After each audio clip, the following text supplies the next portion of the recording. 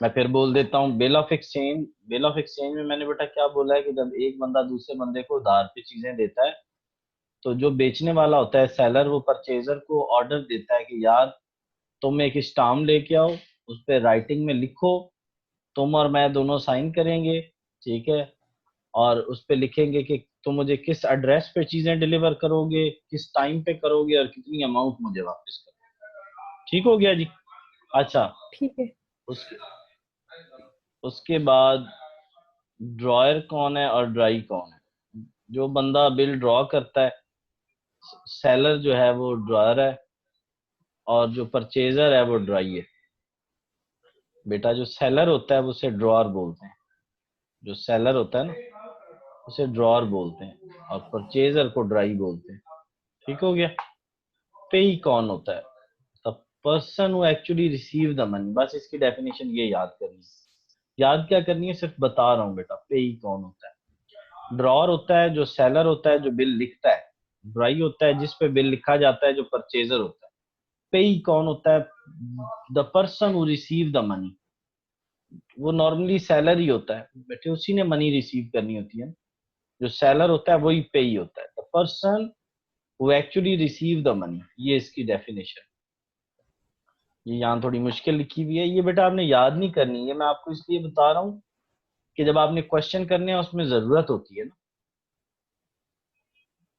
Hello. जी sir. अच्छा बेटा, drawer, dry और पेई में फर्क बताओ। ड्रॉर कौन होता है? आपने कहना है सेलर। ड्राई कौन होता है? आपने कहना है परचेजर। पेई कौन होता है? The person who actually receive the money. The person who actually. Receive the money. समझ आ गई बेटा? जी सर। ये कोई चीज भी याद नहीं करनी जो मैं बता रहा हूँ ये बेटे, लेकिन ये बतानी इसलिए जरूरी है ना कि ये नहीं बताऊंगा तो काम कैसे चलेगा, वो पिक नहीं ना कर पाओगे चैप्टर को। नेक्स्ट बेटा। कोई नहीं जरूरत, कोई नहीं जरूरत, कोई नहीं जरूरत, कोई नहीं जरूरत। ग्रेस डेज क्या होते हैं? नॉर्मली जिस दिन पेमेंट ड्यू होती है ना, उस दिन 3 दिन जो होते हैं वो एक्स्ट्रा मिलते हैं परचेजर को, ड्राई को, कि यार तुम 3 दिन मजीद ले लो, कोई बात नहीं, तुम 3 दिन के बाद हमें पैसे दे दो। उनको ग्रेस डेज बोलते हैं। उनको क्या बोलते हैं बेटा? Grace days. 3 दिन एक्स्ट्रा मिलते हैं परचेजर को कि यार तुम 3 दिन एक्स्ट्रा ले लो, 3 दिन बाद पेमेंट दे दो। ठीक हो गया बेटा। जी सर। बिल कौन ड्रॉ करता है? सेलर।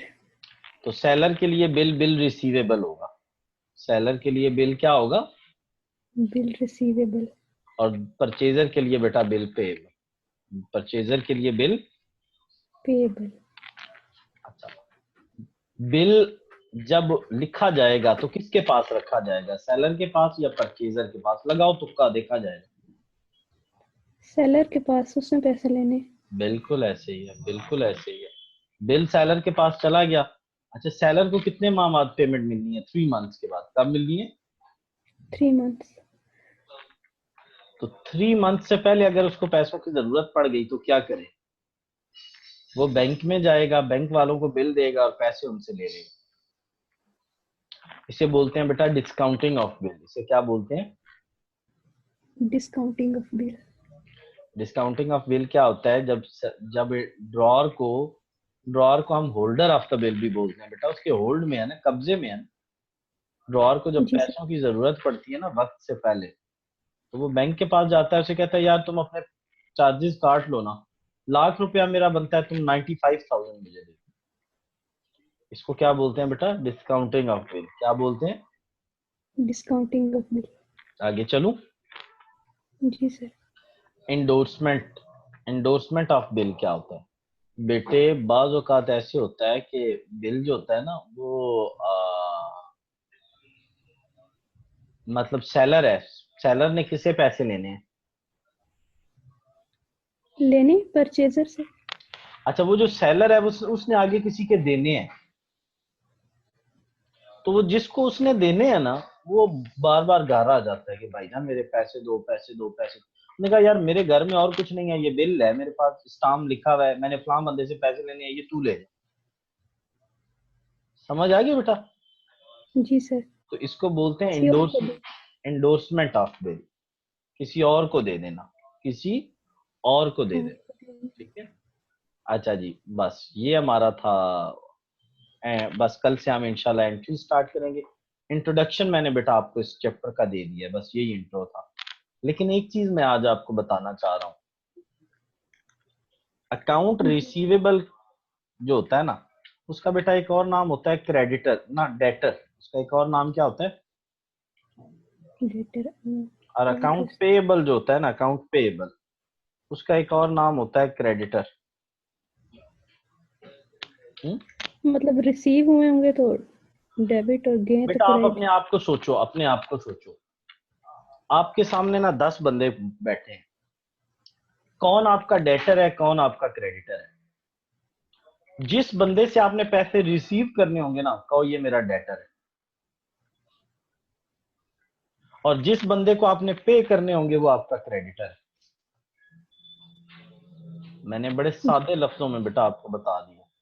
डेटर कौन होता है, जिससे आपने पैसे लेने। वो उंगली करके उसकी तरफ कहना है, ओह ये तो बंदा वो है जिससे मैंने लेने हैं, लेने हैं रिसीव करने हैं, डेटर है। ये मेरा कौन है, डेटर है। डेटर है। और जिसके बेटा आपने क्या करने हैं, पैसे देने, वो पे आपका क्या करने, है। क्रेडिटर।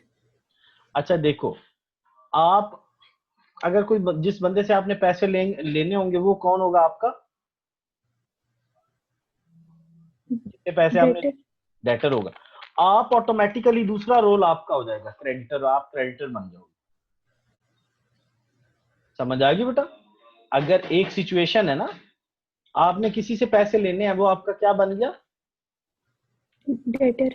उस सिचुएशन में आप ऑटोमेटिकली दूसरा रोल आपका हो गया। जी, हम उसके क्रेडिटर हो गए। हाँ, और किसी के आपने पे करने हैं तो आप कौन हो, क्रेडिटर और दूसरा डेटर। वो आपका क्या बन जाएगा, डे, डेटर बन जाएगा। समझ आ गई बेटा। जी सर। तो बेटा यानी रोल्स ऑपोजिट हो जाते हैं। पहली बात तो डेटर कौन होता है, रिसीव, जिसे लेने हैं वो डेटर, जिसके देने हैं वो क्रेडिटर। और दूसरा रोल ऑटोमेटिकली चेंज हो जाता है। उम्मीद है समझ आ गई होगी। जी सर। चलो बेटा, कल बाकी इंशाल्लाह। ये मैं वीडियो आपको सर, भेजूंगा, ये आपने वीडियो जरूर देखनी। ये लेक्चर भी भेज देना, मैं पढ़ लूंगी इनको एक मैं दफा। बेटा भेज देता हूँ, भेज देता हूँ, भेज देता हूँ। ठीक है, ज्यादा ना पढ़ना, बस ऐसे ही देखना है बेटा, बस ऐसे ही ठीक है देख। सर। ओके बेटा, ओके। ओके।